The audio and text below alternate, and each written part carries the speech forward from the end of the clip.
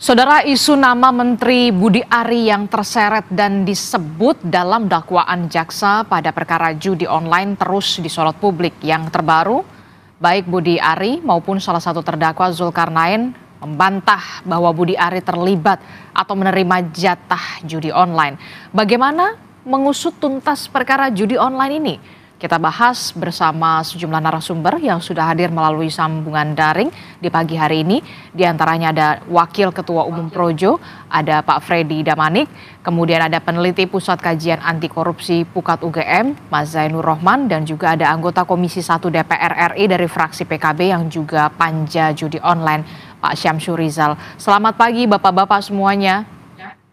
Selamat pagi. Selamat pagi. Assalamualaikum Mbak Rizky. Waalaikumsalam warahmatullahi wabarakatuh. Selamat pagi. Saya mau ke Pak Freddy dulu. Pak Freddy, kalau tadi kita sudah melihat saksi, terdakwa Zulkarnain membantah kalau Budi Ari ini menerima fee atau 50%, begitu ya. Walaupun sebelumnya kita melihat ada nama Budi Ari disebutkan dalam surat dakwaan, begitu ya. Nah, apa yang bisa Anda baca dari sini? Iya, terima kasih. Seperti yang sudah sering kami sampaikan, sama seperti yang disampaikan Budi Ari tadi ya. Di narator tadi juga itu yang dimaksud oleh Budi Ari ya, peran media di sini. Termasuk narator tadi menyebutkan jaksa menyebutkan Budi Ari menerima jatah. Padahal tidak pernah jaksa menyebutkan itu. Tidak pernah atau tidak ada di dalam dakwaan seperti itu. Ya, tidak ada. Yang ada di dalam dakwaan, mereka 4 terdakwa itu bertemu, kemudian mereka sepakat sendiri menulis jatah-jatah itu. Budi Ari tidak tahu mengenai kesepakatan itu, tidak tahu mengenai pertemuan itu, ya. Kemudian tidak pernah menerima dana. Nah, kalau ya ada satu pun saksi, ada fakta lain atau ada bukti lain, sudah pasti ada di dalam dakwaan itu. Ya, termasuk di dalam persidangan kemarin.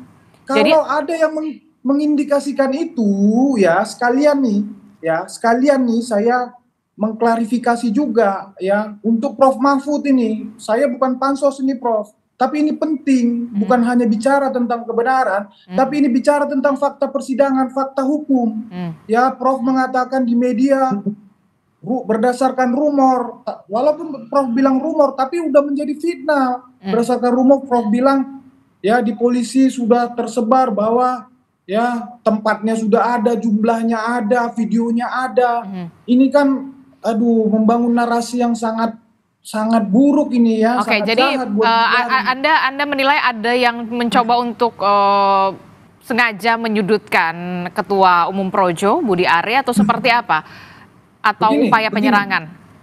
Begini, tadi Budi Ari sudah bilang ya, jadi peran media sangat besar. Saya yakin Prof Mahfud belum baca itu dakwaan, cuman ngambil dari berita, ya judul berita saja, begitu loh. Jadi memang peran media memang penting di dalam memberikan informasi yang utuh.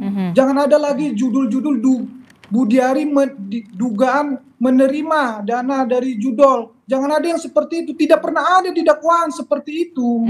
Ya, kalau dari berkas penyidikan ada seperti itu, pasti sudah naik di dakwaan keterangan-keterangan itu.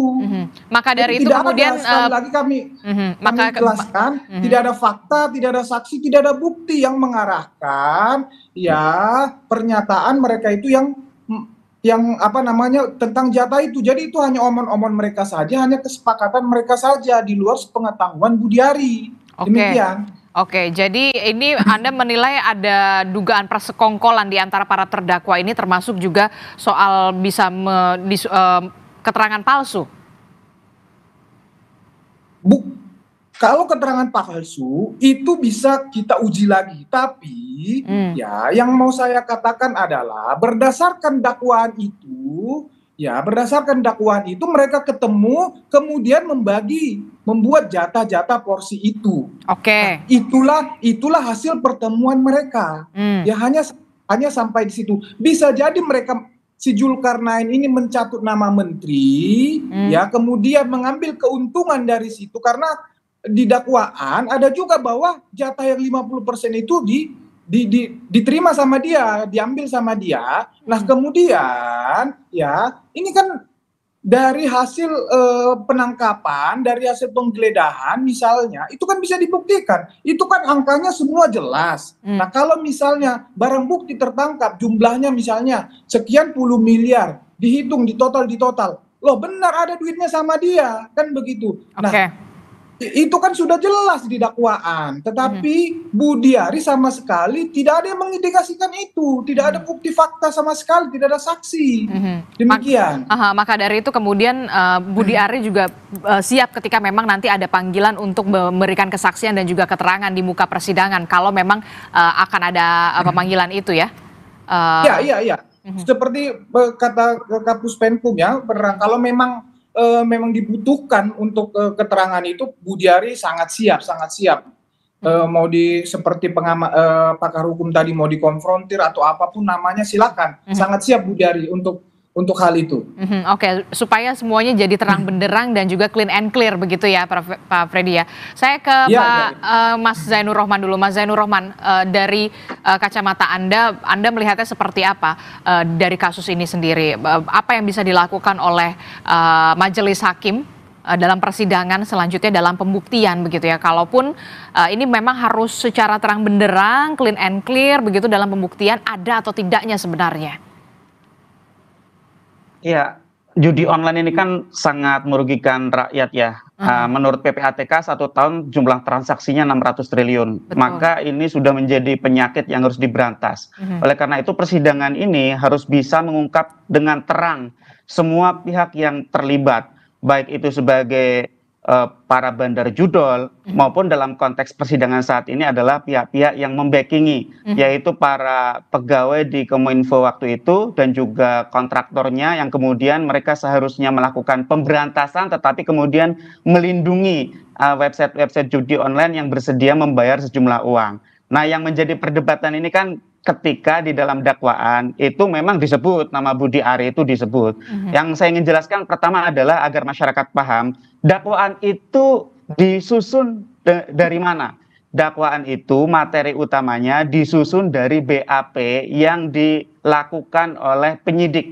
Siapa penyidiknya dalam kasus ini? Penyidiknya adalah penyidik Polri. Jadi penyidik Polri memeriksa tersangka, memeriksa saksi-saksi, memeriksa alat-alat bukti lain termasuk surat, barang bukti, kemudian memasukkannya ke dalam BAP. BAP itu diserahkan kepada jaksa beserta dengan para tersangkanya. Nah, ketika memeriksa tersangka ini, kemudian jaksa juga melakukan pemeriksaan ulang, pemeriksaan tambahan. Setelah itu kemudian berbekal dari BAP dan pemeriksaan terhadap para tersangka, jaksa membuat dakwaan. Kemudian itu oleh jaksa penuntut umum dibacakan di depan ruang sidang ketika persidangan pertama kali itu. Nah, di dalam dakwaan terhadap Zulkarnain ini betul disebutkan nama Budiari Setiadi dalam berbagai konteks. Antara lain yang pertama misalnya memerintahkan Zulkarnain untuk mencari orang yang mampu untuk crawling data situs judi online. Nah, sebenarnya di situ ada nama Adi Kismanto kan. Nah, Adi Kismanto ini sebenarnya tidak memenuhi syarat sebagai tenaga ahli di Kominfo karena persoalan administratif. Tetapi kemudian akhirnya diloloskan. Nah, kemudian mereka para pegawai di internal Kominfo dengan juga para tenaga ahlinya melakukan pengumpulan data judi online websitenya. Kemudian yang kemudian dilakukan adalah mereka ada komunikasi dengan bandar judi online, pemilik websitenya. Kemudian akhirnya ketemu satu kesepakatan untuk memberikan uang, sejumlah uang. Nah, sejumlah uang itu jumlahnya miliaran, sangat besar. Kemudian ya penyidik menemukan ada satu dokumen berupa rincian pembagian uang. Ya, ini dalam konteks yang disusun oleh Alwin Jabarti Kemas ya. Di situ ada kode-kode, ada kode D, ini diduga adalah Deden Imaduddin, ada kode S, Syamsul Arifin, ada kode R, itu untuk Rahmada, ada kode PM. Nah, ini di dalam penyidikan, pendalaman dari penyidik ini adalah kode untuk Budi Aris Setiadi dan seterusnya, masih banyak kode-kode yang lain. Artinya ini mengalir di dalam pembagian ini memang dibagi-bagi. Dan Nah, inilah yang kemudian harus pertanyaannya dibuktikan di persidangan. Betul. Apakah misalnya uangnya sampai atau tidak? Aha. Apakah misalnya benar atau tidak PM itu adalah Budi Aris Setiadi dan seterusnya, itu adalah materi yang harus dilakukan pendalaman.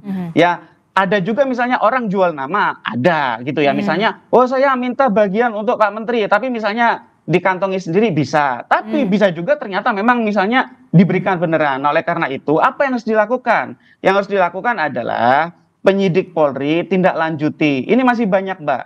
Kenapa? Karena sejauh ini yang saya lihat, undang-undang yang digunakan itu adalah undang-undang ITE, dijerat dengan pasal membiarkan dapat diaksesnya judi online. Padahal ini perkara tipikor. Kenapa? Karena ada para pegawai negeri menerima suap untuk mengamankan situs judi online. Ini tipikornya tidak diproses oleh Polri. Bagaimana? Yang kedua, TPPU, tindak pidana pencucian uang, itu juga tidak diproses. Nah, apakah ini mengalir betul ke Budi Aris atau tidak? Yaitu harus masuk ke dalam materi pendalaman oleh penyidik maupun di dalam proses persidangan Zulkarnain itu menjadi materi pendalaman, menjadi materi pembuktian di persidangan.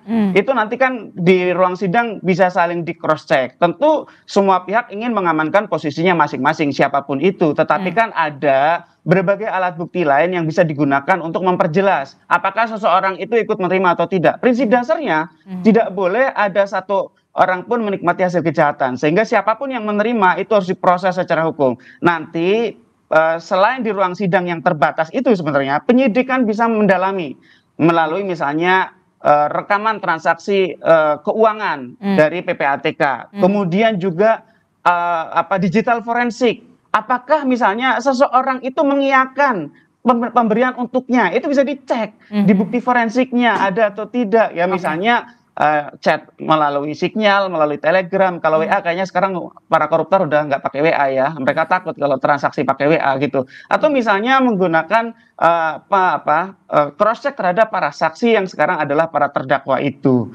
Jadi ada banyak cara untuk memastikan apakah seseorang itu benar menerima atau tidak. Kalau menerima kepada rekening nama yang bersangkutan nggak mungkin. Misalnya memberi kepada A, transfer ke rekening A, ya enggak. Koruptor nggak sebodoh itu. Biasanya menggunakan nomine, meminjam rekening orang lain, dititipkan kepada orang lain, diserupakan transaksi-transaksi yang sah, misalnya jual beli atau misalnya investasi atau menggunakan transaksi kripto dan lain-lain. Jadi koruptor sekarang juga sudah banyak belajar ya, mereka mengamankan diri bertransaksi secara aman, Mbak. Ada banyak cara yang bisa dilakukan di persidangan untuk membuktikan begitu ya, menerima atau tidak menerima, termasuk juga ketika menerima atau tidak menerima dimasuknya ke rekening mana dan ke rekening mana begitu ya. Itu yang kemudian harus benar-benar dibuktikan di muka persidangan. Itulah yang kemudian menjadi penting untuk kita semua di persidangan begitu. Saya ke Pak Syamsu. Pak Syamsu, Anda sebagai Komisi 1 DPR dan juga Panja khusus Judol melihat kasus ini begitu ya. Nama Budi Ari kemudian disebutkan dalam surat dakwaan dan disorot banyak pihak. Dari Panja sendiri sebenarnya seperti apa langkah-langkah yang sudah dilakukan khususnya untuk penanganan judi online ini? Ya, makasih banyak Mbak Adisti. Yang pertama, salam, selamat pagi Mas Freddy, Mas Zainur, dan seluruh yang menyaksikan ini. Kita Panja ini belum sampai pada titik mengkonfrontasi berbagai kelembagaan terkait. Tetapi yang kita temukan ada beberapa indikasi bahwa judi online ini kita tidak bicara lagi soal dampak yang luar biasa, tetapi judi online ini belum dijadikan sebagai salah satu mainstream gerakan anti korupsi, sekaligus juga belum ada perspektif mitigasi dalam kebijakan-kebijakan kementerian dan lembaga.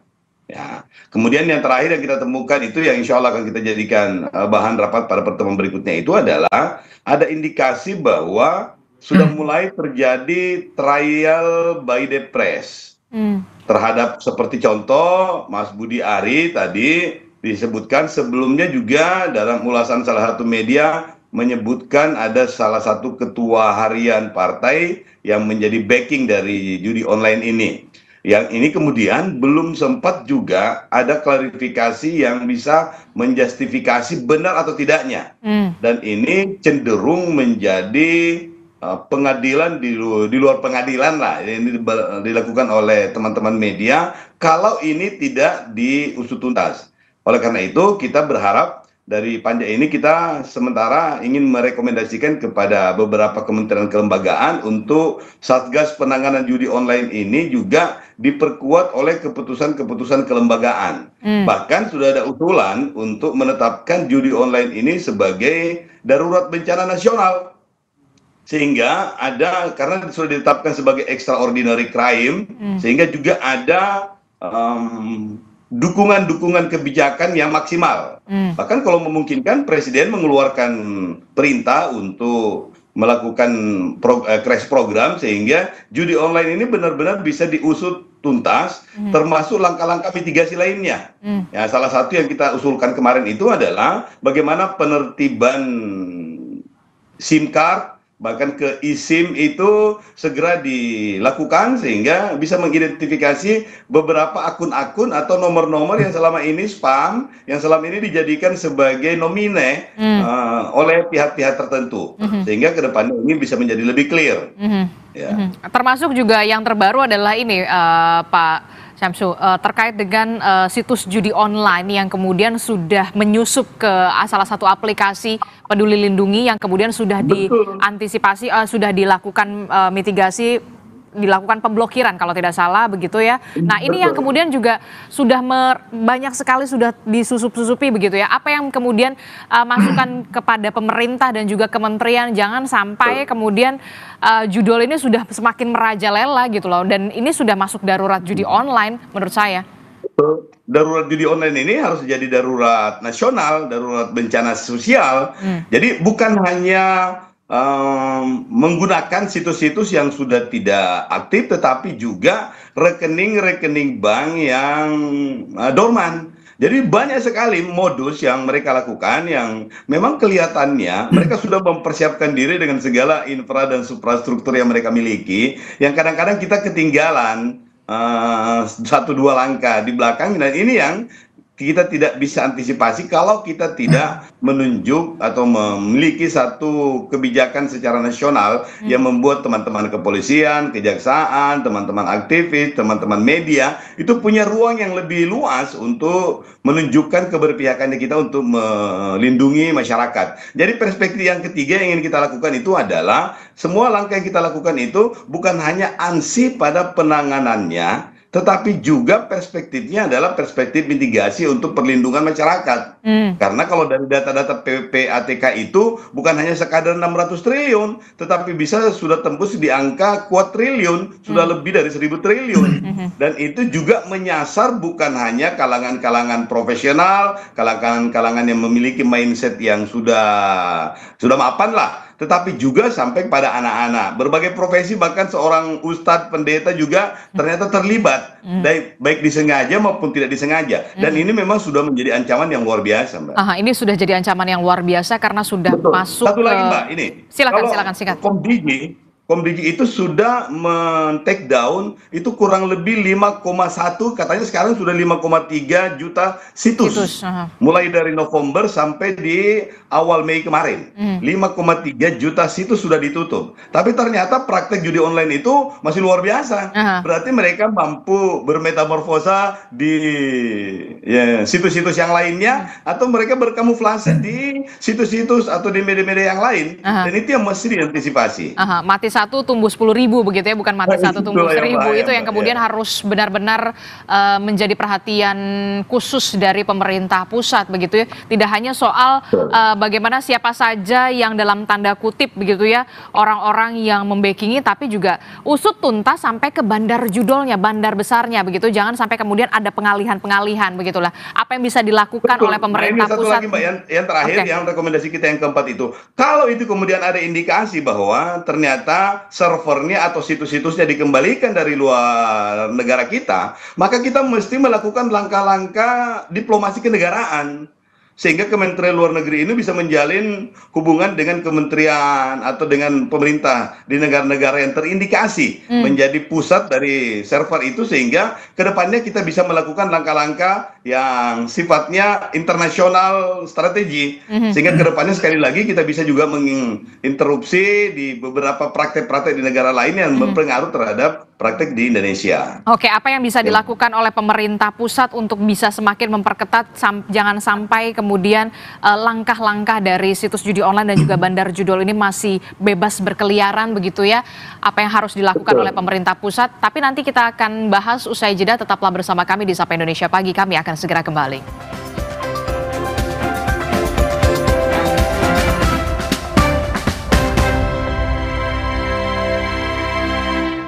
Masih bersama kami dalam Sapa Indonesia Pagi, saudara, kita masih membahas soal bagaimana judi online gitu ya. Masih membahasnya bersama dengan Mas Zainur Rohman, kemudian ada Pak Freddy dan juga Mas Syamsu, Pak Samsu begitu. Saya ke Pak Syamsu. Pak Samsu, ini kan kalau kita lihat ya, judi online yang main judi itu bukan lagi orang-orang kaya, orang-orang berduit, bahkan sampai ke daerah-daerah yang orang tidak mampu, mohon maaf begitu ya, sudah bisa mengakses dengan mudah.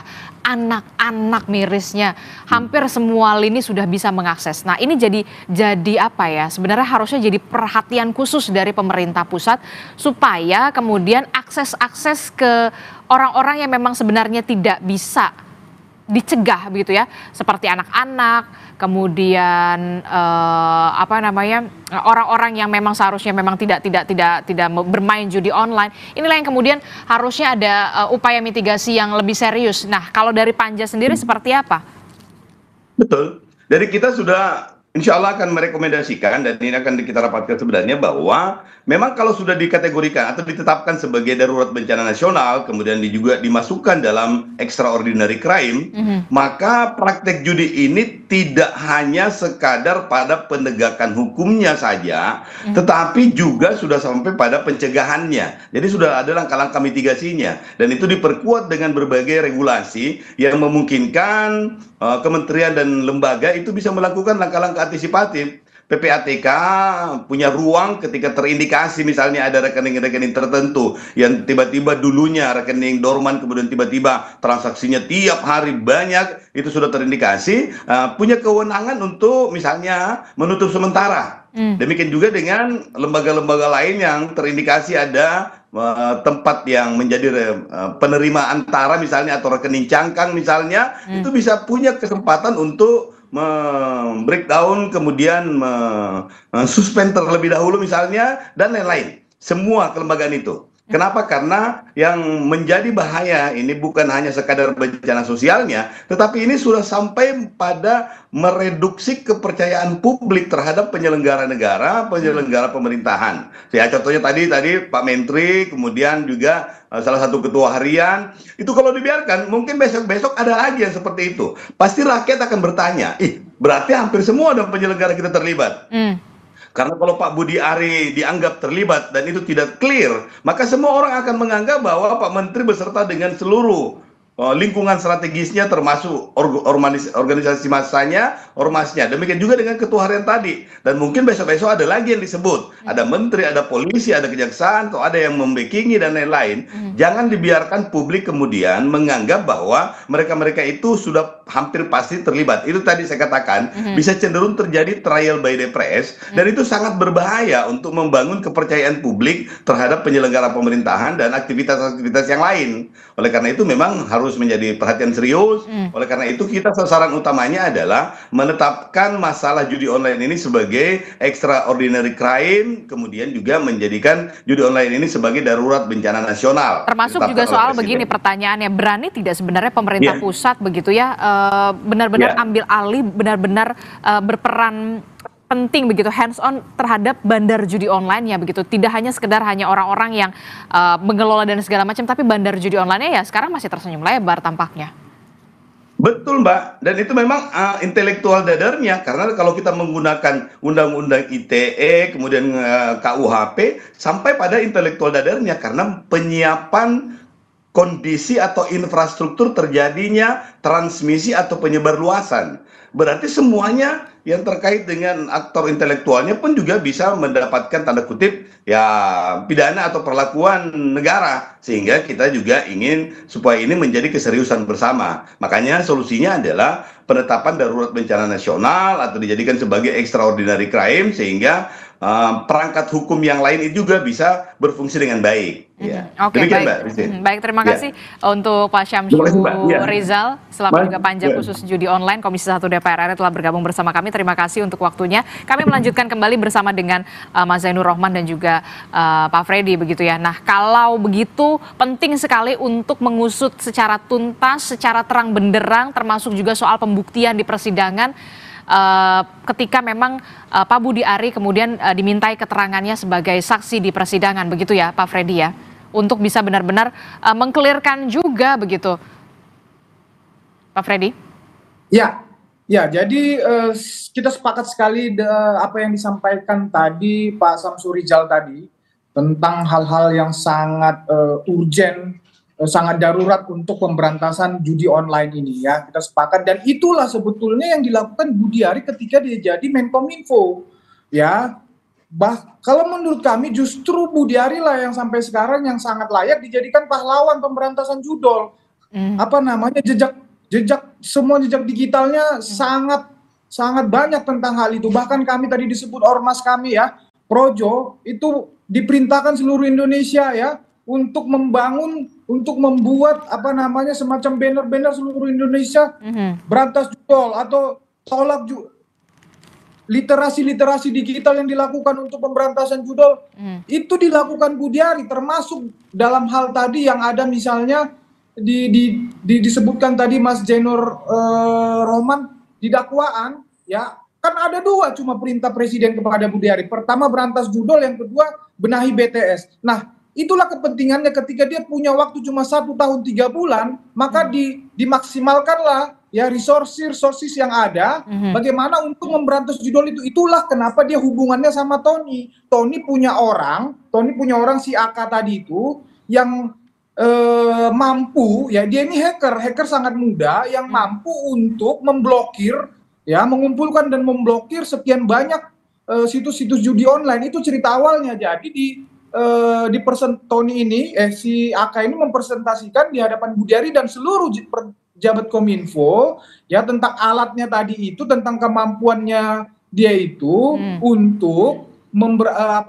memblokir ini. Nah, yang selama ini hanya 10.000, nah alat si AK ini dan kemampuan si AK ini mampu menjadi 50.000 sampai 100.000 per hari. Nah, itulah alasan kenapa dia direkrut. Kalau saya nggak salah dia bukan karena memang betul ya sebagai tenaga ahli memang tidak memenuhi syarat S1.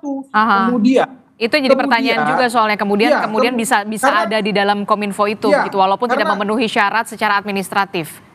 Iya, karena tidak memenuhi syarat secara administratif, kemudian oleh direktur yang kalau nggak salah direktur pengendalian ya, jadi dibuat skema lain. Jadi memang sudah lazim di dunia di dunia IT ini bahwa kemampuanlah yang utama. Bukan berarti pendidikan tidak penting, tetapi kemampuan itu sudah ditunjukkan oleh dia ini jauh melampaui yang selama ini sudah berjalan. Itulah alasannya kenapa Kominfo melakukan perekrutan. Nah, saya jelaskan sedikit lagi. Jadi di dakwaan ini ada mulai Januari sampai April ya, sebelum Budi Ari masuk, ini orang-orang ya termasuk si Kemas ini dan kawan-kawan, Deden dan kawan-kawan ini sudah main, bahkan jauh sebelumnya mereka sudah main ya, untuk membackingi, untuk pengamanan situs judi online ini. Nah, masuklah si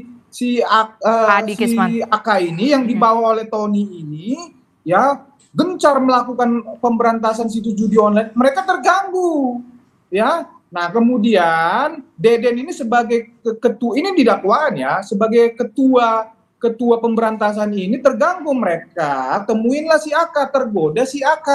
Nah, cuman si AK ngomong ya, yang dekat Budi Ari itu adalah si Tony Nah, Zulkarnain Tony ditemui oleh Tony. Nah, Tony ini terpengaruh. Nah, jadi dalam hal ini Budiari itu dihianati, Budiari itu ditipu sama orang-orang ini. Itu konteksnya. Jadi Zulkarnain ini make nama Budiari untuk meyakinkan orang-orang ini supaya dia dapat jatah katakan lebih banyak. Itu semua uang dia yang terima, ada di dakwaan itu. Dan jadi namanya dicatut lah ya, ibaratnya begitu ya. Nah, inilah yang kemudian harus benar-benar dibuktikan secara clear and clear kalau memang seorang Budi Ari ini memang tidak sesuai dengan apa yang ada di surat dakwaan soal pembagian jatah-jatah itu ya. Ini yang harus benar-benar dibuktikan nanti di persidangan. Saya ke Mas Zainur Rohman. Mas Zainur Rohman, apa yang harusnya dilakukan oleh pemerintah dalam hal ini adalah soal penegakan hukum, pemberantasan judi online begitu ya. Jangan sampai kita hanya berfokus di kasus ini saja begitu ya, soal nama Budi Ari disorot publik lah, kemudian masuk surat dakwaan lah, tapi kemudian yang jadi inti utamanya adalah soal bandar judolnya aja sekarang masih bebas berkeliaran begitu ya, masih bisa menancapkan kaki di mana-mana. Ya Mbak, karena memang kan judol itu kan organized crime, transnational crime, kejahatan yang terorganisasi dan juga kejahatan lintas negara. Operasionalnya saja dari Kamboja gitu ya, dan terorganisasi karena ada begitu banyak tenaga kerja yang bekerja. Bahkan kalau di Kamboja kalau tidak salah jumlahnya 80.000 warga negara Indonesia yang menjadi operator judi online di sana. Mungkin ada beberapa bandar besar dengan omset dengan kekayaan puluhan triliun gitu ya. Nah, jadi saya melihat memang dengan kasus yang sekarang sedang disidangkan ini harusnya menjadi titik tolak bagi pemerintah untuk serius memberantas judi online. Ya, jadi ini kan kejadian di Kominfo ini kan juga seharusnya menjadi pembelajaran. Betul. Apa yang harus direview? Harus ada audit investigatif untuk mereview kegagalan sistem.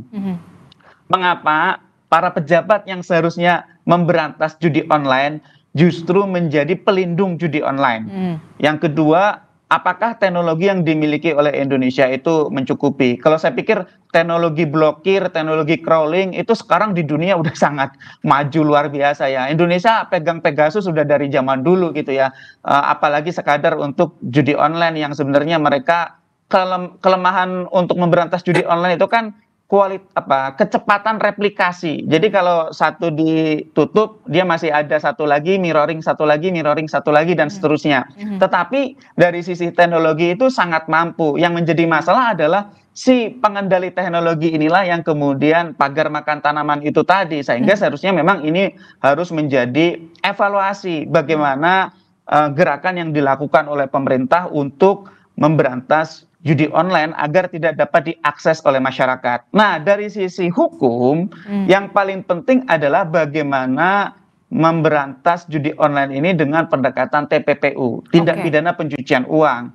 Mengapa? Karena kan ujung-ujungnya adalah semua soal hasil dari judi online. Judi online ini kan scam, ya, masyarakat itu dibuat kecanduan sehingga mereka tidak bisa berhenti. Mungkin mereka akan dimenangkan 1 kali oleh bandarnya, mereka akan dikalahkan 9 kali gitu ya. Nah, uang yang terkumpul itu semua dicuci. Seperti kasus yang kemudian ada yang disidangkan kan, ada bandar judi online itu menggunakan uang hasil judi online-nya untuk membangun sebuah hotel di sebuah kota gitu ya. Nah, hotelnya itu hasil dari pengumpulan judi online. Nah, itu bisa diketahui dengan menggunakan data dari PPATK. Karena itu secara teknologi semua bisa dipetakan. Oh, ternyata meskipun menggunakan rekening-rekening dorman, rekening yang tidur tidak digunakan, menggunakan rekening nomine, pinjam nama orang lain, tetapi ujung-ujungnya itu akan masuk kepada satu instrumen keuangan. Apakah itu instrumen keuangan perbankan atau misalnya sudah dibelikan cryptocurrency dan lain-lain. Itu artinya peran PPATK begitu major ya, tapi kemudian kewenangannya PPATK juga kan terbatas, hanya ini ada temuan ini nih, tolong ditindaklanjuti. Itu kan kewenangan aparat penegak hukum begitu. Ya, memang peran PPATK adalah analisis transaksi keuangannya ya. Sedangkan untuk nanti kalau sudah dituangkan dalam laporan hasil analisis itu akan diserahkan oleh PPATK kepada aparat penegak hukum. Nah, selanjutnya aparat penegak hukum tindak lanjut dong. Nah, ini kan dengan uang puluhan triliun, ratusan triliun, bahkan PPATK bilang 600 triliun. Tadi Pak Rizal bilang, oh sudah ribuan triliun sekarang.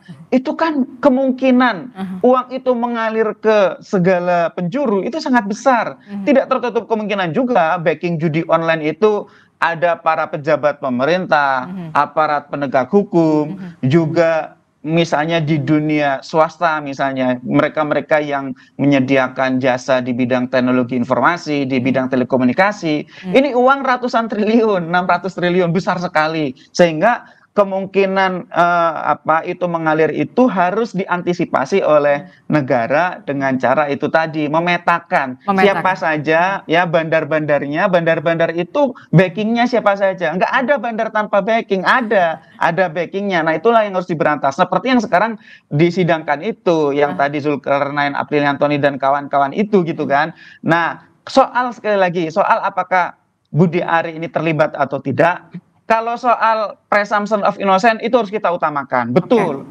Tetapi masyarakat juga perlu kejelasan. Kejelasan itu memang dari persidangan Zulkarnain. Jadi saya juga ingin menjelaskan kepada masyarakat, satu persidangan itu akan fokus untuk membuktikan apakah terdakwanya itu bersalah atau tidak.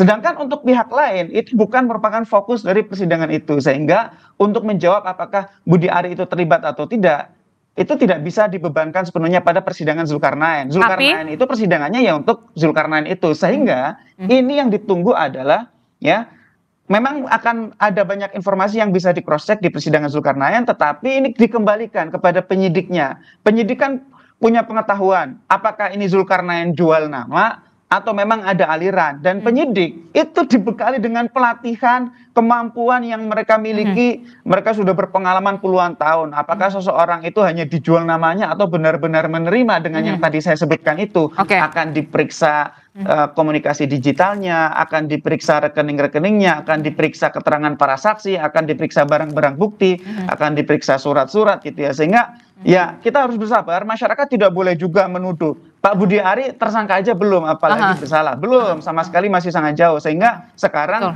Pak Budi Ari statusnya dengan masyarakat lain sama, tidak ada status hukum apapun pada yang bersangkutan. Tetapi sekali lagi, masyarakat juga perlu kepastian dari aparat penegak hukum. Oleh karena itu, yang menjadi pertanyaan masyarakat sampai sekarang, apa tindakan dari penyidik, termasuk kalau kami mempertanyakan, ini clear, sampai sekarang pasal yang digunakan, Mbak, itu adalah pasal Undang-Undang ITE, membuat dapat diaksesnya judi online secara digital gitu ya. Kenapa tidak pakai pasal tipikor?